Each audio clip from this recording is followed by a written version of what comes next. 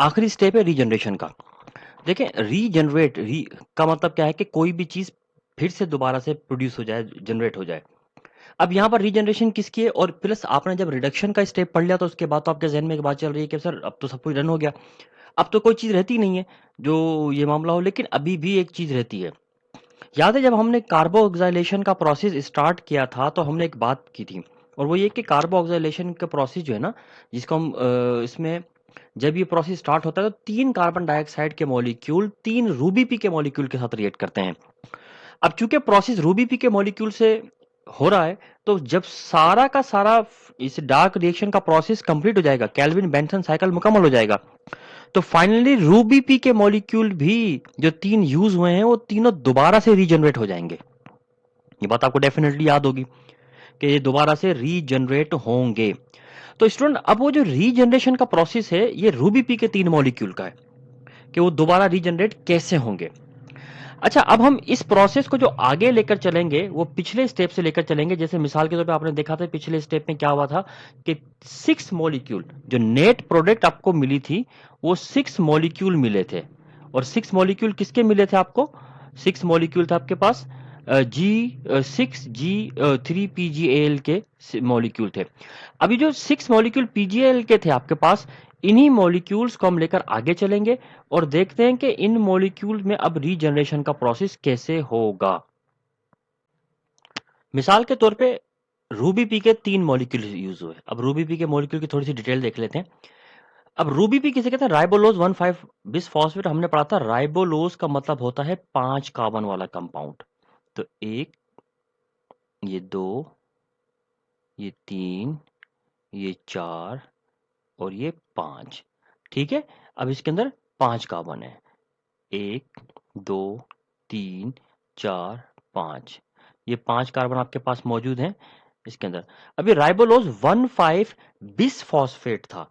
तो राइबोलोज 1,5 bis phosphate में 1 के ऊपर भी फॉस्फेट है और 5 के ऊपर भी फॉस्फेट है। ये हो गया बिस फॉस्फेट। ठीक है, ये राइबोलोज 1,5 बिस फॉस्फेट का मॉलिक्यूल है। अब इस मॉलिक्यूल में 5 कार्बन मौजूद हैं, 1 2 3 4 5। और इस 5 को आप लोगों को मल्टीप्लाई करना पड़ेगा 3 के साथ, क्योंकि 3 मॉलिक्यूल इस्तेमाल हुए हैं इसके अंदर इसके। तो 5 मल्टीप्लाई बाय 3, तो इसका मतलब है कि इस पूरे के पूरे प्रोसेस में रूबी पी ने 15 कार्बन्स को कंट्रीब्यूट किया है। मतलब एक कार्बन में 5 मॉलिक्यूल, तो 3 मॉलिक्यूल्स के अंदर 5 कार्बन के एटम होंगे। ठीक है, एक रूबी पी के मॉलिक्यूल में 5 कार्बन के एटम, तो 3 मॉलिक्यूल में 15 कार्बन होंगे। तो ओवरऑल ये 15 कार्बन का रिएक्शन था। और 3 कार्बन डाइऑक्साइड भी थे, तो 3 कार्बन डाइऑक्साइड तो यूज हो गए इसमें, तो हम इसको हम फिलहाल छोड़ देंगे। अच्छा, अब आते हैं इस टॉपिक की जानिब। हमने पिछले स्टेप में पढ़ा था कि पिछले स्टेप में आपकी जो फाइनल प्रोडक्ट क्या बनी थी।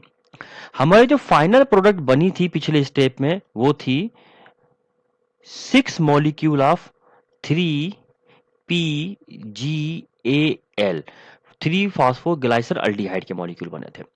अच्छा, 3 फॉस्फोग्लाइसर अल्डिहाइड का एक मॉलिक्यूल कैसे होता है? ये मॉलिक्यूल ऐसे होगा, मिसाल के तौर पे 1 2 3। ठीक है, ये एक हमने कर दिया इसको, और फिर इसके अंदर ये एक कार्बन, ये दूसरा कार्बन, ये तीसरा कार्बन, 1 2 3। और फिर इसके बाद फाइनली क्या अटैच होगा? फॉस्फेट अटैच होगा। ये अब ऐसे कितने मॉलिक्यूल हैं? 6 मॉलिक्यूल हैं, तो मल्टीप्लाई बाय 6, तो ओवरऑल कितने कार्बन इसमें यूज हो गए? 18 कार्बन इस्तेमाल हो गए। ठीक है, अब इस तरह के 6 मॉलिक्यूल होते हैं। इन 6 में से जस्ट एक मॉलिक्यूल आप माइनस कर दें 3PGA का, मतलब एक मॉलिक्यूल तो आगे इस्तेमाल हो जाता है फूड प्रिपेयर करने के लिए। बाकी बचते हैं कितने? 5 मॉलिक्यूल। कितने बचेंगे? 5 मॉलिक्यूल ऑफ PGA। 1 2 3। ठीक है, और 1 2 3 में 1 2 3 1 2 3, और इसके कार्बन नंबर 3 पे फॉस्फेट। ये बन गया PGL का मॉलिक्यूल। ठीक है, अब ये से 5 मॉलिक्यूल, एक मॉलिक्यूल आगे फर्दर ग्लूकोज या कार्बोहाइड्रेट बनाने में इस्तेमाल कर दिया है हमने। ठीक है, बाकी 5 बच गए। अब इनमें चूंकि 3 कार्बन है और ये 3 कार्बन एक मॉलिक्यूल में है और ऐसे 5 मॉलिक्यूल हैं, तो multiply by 3 multiply by 5 is equal to 15 carbon. इसका मतलब जो 6 मॉलिक्यूल 3PGL के बने थे, एक मॉलिक्यूल फूड प्रिपरेशन में इस्तेमाल हो गया। वो एक मॉलिक्यूल फूड प्रिपरेशन में कहाँ पर इस्तेमाल हुआ? ये जो आपने पीछे प्रोसेस देखा है सारा का सारा, ये जो आपने स्टेप देखे हैं ये वाले, इनमें एक मॉलिक्यूल इस्तेमाल होता है। यानी इनमें जो 6 ये मॉलिक्यूल बने हैं ये वाले, ये 6 मॉलिक्यूल में सिर्फ एक इस्तेमाल होता है, बाकी 5 कहाँ जाते हैं फिर ये बाकी के जो 5 आपके जो मॉलिक्यूल होते हैं, ये आपस में फिर से रिएक्ट करते हैं और इसमें टोटल कितने कार्बन हो गए? 15 कार्बन। और यहां पर देखा जाए तो यहां पर भी 15 ही कार्बन थे। तो ये 15-15 कार्बन वाले मॉलिक्यूल आपस में रिएक्ट करते हैं और दोबारा से ये 3 रूबीपी के मॉलिक्यूल्स में कन्वर्ट हो जाते हैं। और इस तरह होता ये है कि रूबीपी के मॉलिक्यूल जो होता है वो दोबारा से रीजनरेट हो जाते हैं 3, और ये दोबारा से कार्बोक्सिलेशन के प्रोसेस में एंटर हो जाते हैं। इस प्रोसेस को कहते हैं रीजनरेशन ऑफ रूबीपी, कि दोबारा से रूबी। तो ये 3 जो रूबीपी के मॉलिक्यूल हैं 5 3pgl के मॉलिक्यूल के रिएक्शन करने के बाद बने हैं। इस डायग्राम में पूरे केल्विन बेंसन साइकिल को डिटेल से समराइज कर दिया गया। जैसे मिसाल के तौर पे पहला क्या स्टेप था कार्बन डाइऑक्साइड की फिक्सेशन का, तो वो स्टेप ये है कि जिसमें कार्बन डाइऑक्साइड जो है इस प्रोसेस में ऐड हो रही है और रूबीपी के 3 मॉलिक्यूल इसके अंदर इस्तेमाल हो रहे हैं। और इसके बाद ये 3 पीजीए के मॉलिक्यूल बने थे और 6 मॉलिक्यूल बने थे। ठीक है, 3 पीजीए के 6 मॉलिक्यूल बने थे, 6 मॉलिक्यूल ऑफ 3pGA। ये था आपका फर्स्ट स्टेप जो था उसका ओवरऑल प्रोडक्ट। उसके बाद सेकंड स्टेप जो था जिसको आपने रिडक्शन का नाम दिया था वो सेकंड स्टेप ये वाला है। इस सेकंड स्टेप में देखें कि जो पीजे के मॉलिक्यूल थे वो 6 थे, तो इसके साथ 6 एटीपी के मॉलिक्यूल यूज हुए और 6 NADPH2 के मॉलिक्यूल इस्तेमाल हुए, जिसके बाद ओवरऑल 6 मॉलिक्यूल बन गए G3P के, ग्लाइसेट 3 फॉस्फेट के, जो बाद में कन्वर्ट हो जाता है ग्लाइसेट 1,3 बाइफॉस्फेट के तक। ठीक है, क्योंकि एटीपी के मॉलिक्यूल भी इसमें इस्तेमाल हो जाते हैं तो वो फॉस्फेट भी इस्तेमाल होगा। अब जैसे ये बन जाता है इसमें से 6 मॉलिक्यूल बने हैं ग्लाइसिल 3 फॉस्फेट के, तो इन 6 मॉलिक्यूल में से एक मॉलिक्यूल तो ग्लूकोज की सिंथेसिस में इस्तेमाल हो गया, बाकी बच गए ये 5 मॉलिक्यूल। ठीक है, अब ये जो 5 मॉलिक्यूल बचे हैं ये स्टेप नंबर 3 जो कि था रीजनरेशन का स्टेप था, उसमें ये 5 मॉलिक्यूल दोबारा से इस्तेमाल होते हैं और इस्तेमाल होने के बाद ये 3 मॉलिक्यूल दोबारा से रीजनरेट कर देते हैं रूबीपी के आपस में रिएक्ट करने के बाद, जो कि प्रोसेस हम डिटेल से पीछे डिस्कस कर चुके हैं। अच्छा, अब इस पूरे के पूरे प्रोसेस में जरा एटीपी का कंजप्शन देखें।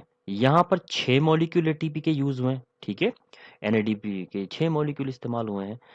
यहाँ पर 3 मॉलिक्यूल इस्तेमाल हुए एटीपी, लेकिन यहाँ पर NADPH2 का मॉलिक्यूल कोई भी किसी भी किस्म का यूज नहीं हुआ है। ठीक है, तो अगर देखा जाए तो ओवरऑल इस केल्विन बेंसन साइकिल में जो पूरा एक साइकिल मुकम्मल हुआ है तो इसमें 6 मॉलिक्यूल NADPH2 के इस्तेमाल हुए हैं।